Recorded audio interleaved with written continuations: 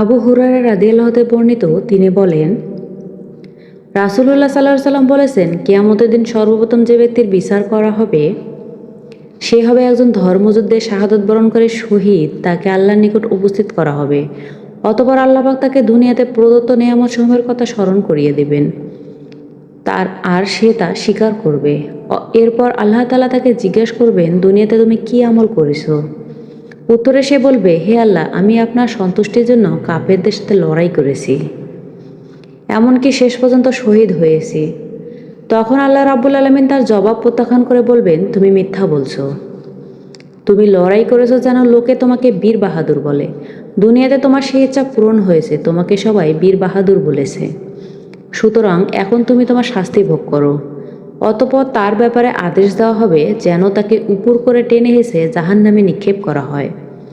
এরপর এমন এক ব্যক্তিকে বিচারের জন্য উপস্থিত করা হবে যে নিজে ধর্মীয় জ্ঞান শিক্ষা করেছে, পবিত্র কোরআন নিজে পাঠ করেছে এবং অপরকে শিক্ষা দিয়েছে। অতঃপর আল্লাহ রাব্বুল আলামিন তাকে দুনিয়াতে দেওয়া নিয়ামত সমূহের কথা স্মরণ করিয়ে দিবেন এবং সে তা স্বীকার করবে। এরপর আল্লাহ তাআলা তাকে জিজ্ঞাসা করবেন, এই সমস্ত নিয়ামতের শুকরিয়া জ্ঞাপনের জন্য তুমি কি আমল করেছো? উত্তরে সে বলবে, আমি নিজে দিন ইলম শিক্ষা করেছি এবং অপরকে শিক্ষা দিয়েছি এবং আপনার সন্তুষ্টির জন্য কোরআন তেলাওয়াত করেছি এবং অন্যদের তা শিখিয়েছি। তখন আল্লাহ রাব্বুল আলামিন বলবেন, তুমি মিথ্যা বলছো, আমার সন্তুষ্টির জন্য নয়, বরং তুমি এজন্য জ্ঞান অর্জন করেছো যেন তোমাকে বিদ্বান বলা হয়। এজন্য কোরআন অধ্যয়ন করেছো যাতে তোমাকে কারি বলা হয়। তোমার অভিপ্রায় অনুযায়ী তোমাকে বিদ্বান ও কারি বলা হয়েছে। সুতরাং এখন তুমি তোমার শাস্তি ভোগ করো। অতঃপর ফেরেশতাদেরকে তার সম্পর্কে নির্দেশ দেওয়া হবে যেন তাকে উপর করে টানতে টানতে জাহান্নামে নিক্ষেপ করা হয়। এরপর এমন এক ব্যক্তিকে বিচারের জন্য আল্লাহ দরবারে উপস্থিত করা হবে যাকে আল্লাহ তাআলা বিপুল ধন সম্পদ দান করে বিত্তবান করেছিলেন। তাকেও আল্লাহ তাআলা প্রথমে প্রদত্ত নেয়ামত সমূহের কথা স্মরণ করিয়ে দিলেন, আর সে তখন সমস্ত নেয়ামতের কথা স্বীকার করল। অতঃপর তিনি তাকে জিজ্ঞেস করবেন, এই সমস্ত নেয়ামতের শুকরিয়াতের জন্য তুমি কি আমল করেছো? উত্তরে সে বলবে, যে সমস্ত ক্ষেত্রে ধন সম্পদ ব্যয় করলে আপনি সন্তুষ্ট হবেন সেসব খাতের প্রতিটি খাতে আমি ব্যয় করেছি। আল্লাহ তাআলা তার এই দাবিকে প্রত্যাখ্যান করে বলবেন, তুমি মিথ্যা বলছো।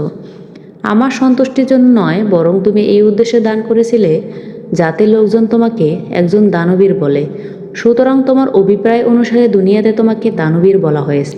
অতঃপর ফেরেশতাদেরকে তার সম্পর্কে নির্দেশ দেওয়া হবে যেন তাকে উপর করে টানতে টানতে জাহান্নামে নিক্ষেপ করা হয়। ফেরেশতারা সে আদেশ পালন করবে। এই হাদিস থেকে আমাদের শিক্ষা নেওয়া উচিত, আমরা যাই করব তা যেন একমাত্র আল্লাহ এবং তার রাসূলকে রাজি এবং খুশি করানোর জন্য হয়। কোনো প্রকার লোক দেখানোর জন্য যদি আমরা করে থাকি তবে সেটার বিনিময়ে আখিরাতে কোনো পুরস্কার তো মিলবেই না, উল্টো লাঞ্ছনা এবং কঠিন শাস্তির মুখোমুখি হতে হবে। আল্লাহ আমাদের সবাইকে ইখলাসের সহিত নেক আমল করার তৌফিক দান করুন। আমিন।